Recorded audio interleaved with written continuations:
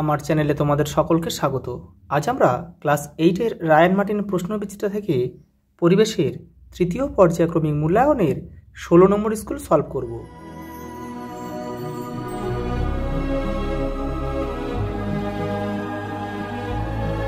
প্রথম প্রশ্ন দেখো, প্রবাতার একক হচ্ছে নিউটন।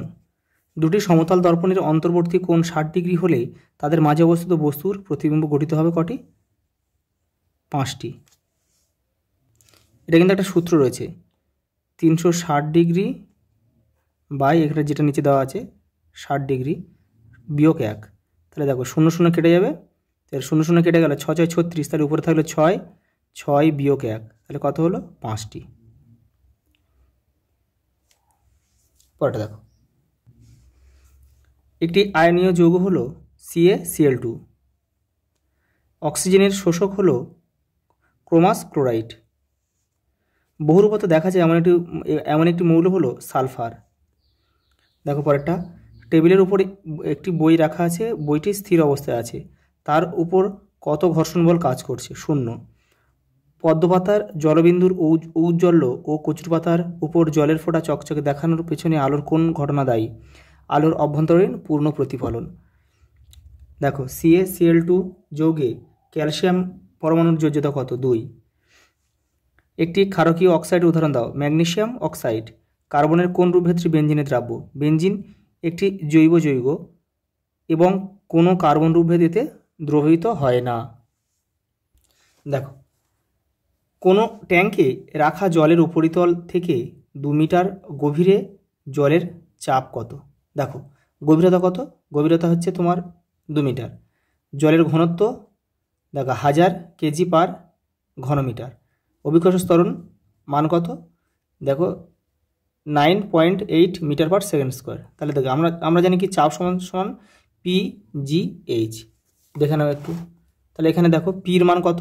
পির মানে হচ্ছে মানে ঘনত্ব, এখানে 1000, আর জি মানে অভিকর্ষ ত্বরণ 9.8, আর গভীরতা কত? 2 মিটার মানে H।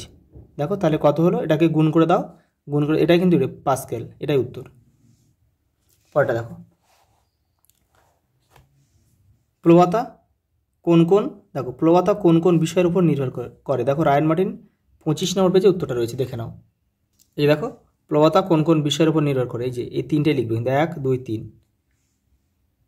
দেখো সংকট কোণ কাকে বলে? চিত্রসহ লেখো। তোমাদের বইয়ের 51 নম্বর পেজের নিচের দিকটা রয়েছে, দেখবে দুটো ছবিও রয়েছে বাম দিকে।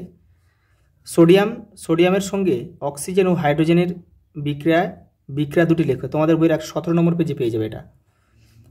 দেখো কার্বনের কোন অনিয়মিতকার রূপভেদের মধ্যে অধিশোষণ ধর্ম রয়েছে? চারকোলের। এই ধর্মকে কি কাজে লাগানো হয়? এটা দেখো 129 নম্বর পেজে তোমাদের বইয়ে উত্তরটা রয়েছে, একটু দেখে নিও। দেখো গ্রাফাইট ও হিরে এদের মধ্যে পার্থক্য লেখো। দেখো রায়ান মার্টিন 310 নম্বর পেজ, দেখে নাও।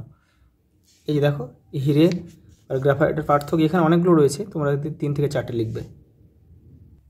পরেরটা দেখো, ফেরাস সালফেট ও ক্যালসিয়াম ফসফেটের সংকেত লেখো। দেখো ফেরাস সালফেট হচ্ছে FeSO4 আর ক্যালসিয়াম ফসফেট হচ্ছে Ca3FeO4(2). পরেরটা দেখো, বলছে ঘর্ষণ বল কোন দিকে ক্রিয়া করে? দেখো এটা তোমাদের বইয়ের 7 নম্বর পেজে রয়েছে, এটা দেখে নাও। এই যে এটা লিখে দেবে, ঘর্ষণ বল সবসময় সংস্পর্শে থাকা তল দুটির সঙ্গে সমান্তরালে ক্রিয়া করে, এটা লিখবে শুধু। পরেরটা দেখো কি রয়েছে, দেখো পারদের ঘনত্ব 13.6 গ্রাম সিসি, 1 লিটার পারদের ভর কত গ্রাম? এই যে দেখো আমি এখানে করে দিয়েছি। দেখো এই যে 1 লিটার সমান দেখো 1000 ঘন সেমি, আর ভর মানে আমরা কি জানি আয়তন ইন্টু ঘনত্ব। তাহলে আয়তন এখানে কত? 1000, আর ঘনত্ব এখানে দিয়েছে এটা গুণ করে দাও, এটাই উত্তর। দেখো পরেরটা কি দিয়েছে, দেখো প্রতিফলন ও প্রতিসরণের মধ্যে একটি পার্থক্য লেখো। রায়ান মার্টিন 116 নম্বর পেজে রয়েছে, দেখে নাও। এই যে এখান থেকে একটা করো, যেহেতু 1 নম্বরে রয়েছে একটা করলেই হয়ে যাবে। পরেরটা দেখো, আলোর প্রতিসরণের সূত্র লেখো। তোমাদের পাঠ্য বইয়ের দেখো 51 নম্বর পেজে রয়েছে, দেখবে 1 2 করা রয়েছে। দেখো 13C6 আর 14N7 পরমাণু দুটির মধ্যে কোন কণাটি সমসংখ্যক হয়? নিউট্রন। আয়নীয় বন্ধনকে যৌগের প্রকৃত বন্ধন বলা যায় না কেন?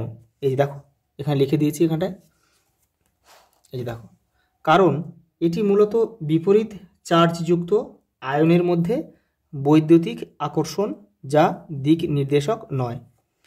পরেরটা দেখো, ZnO কি ধরনের অক্সাইড? এটা তোমাদের পাঠ্য বইয়ের 117 নম্বর পেজের উপরের দিকে রয়েছে, দেখে নিও একটু। তোমার উত্তরটি বিক্রিয়ার দ্বারা ব্যাখ্যা করো। এটাও তোমাদের 117 নম্বর পেজে রয়েছে, একটু দেখে নিও। জীবাশ্ম জ্বালানির দহনে পরিবেশের উপর ক্ষতিকারক প্রভাবগুলি লেখো। এটা তোমাদের পাঠ্য বইয়ের 136 নম্বর পেজে রয়েছে। পরীক্ষাগারে কার্বন ডাইঅক্সাইডের প্রস্তুতিতে কী কী রাসায়নিক দ্রব্য ব্যবহৃত হয়? এটা তোমাদের বইয়ের 138 নম্বর পেজে রয়েছে। বিক্রিয়ার শর্ত রয়েছে তোমাদের বইয়ের 139 নম্বর পেজে, আর সমীকরণটা রয়েছে 139 নম্বর পেজে।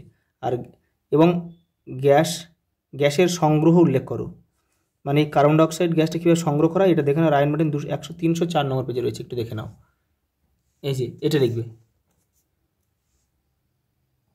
দেখো লাইফ সায়েন্সটা দেখে নাও। প্রদত্ত কোনটি ব্যাকটেরিয়ার কোষে উপস্থিত? মেসোজোম। একটি আদ্য প্রাণীঘটিত রোগ হলো কালাজ্বর। এদের মধ্যে কোনটি মিশ্র গ্রন্থি নয়? অ্যাড্রিনাল। নীলগিরি হলো একটি বায়োস্ফিয়ার রিজার্ভ। দ্রুত বৃদ্ধি সম্পন্ন একটি গাছ হলো বাঁশ।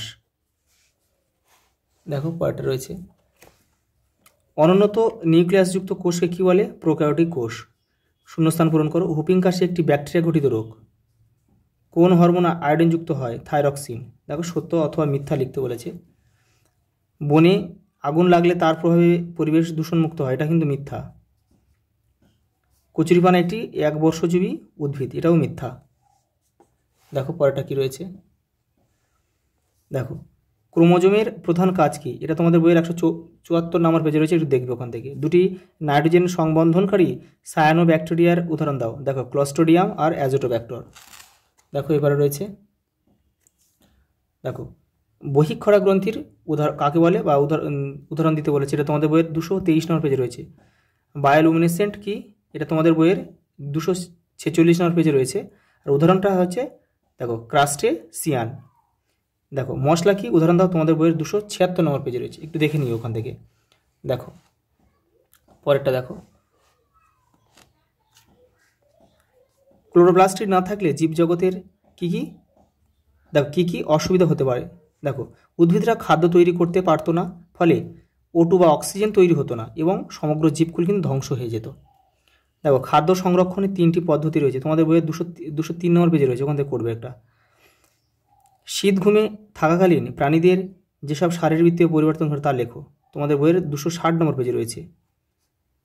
আবেগ ও অনুভূতি বলতে কী বোঝে? এটা তোমাদের বইয়ের 232 নম্বর পেজে রয়েছে। প্লাঙ্কটনের গুরুত্ব তোমাদের বইয়ের 246 নম্বর পেজে রয়েছে। আর দেখো একটা স্তম্ভ দিয়েছে, দেখে নাও। ফল হচ্ছে কি? লঙ্কা।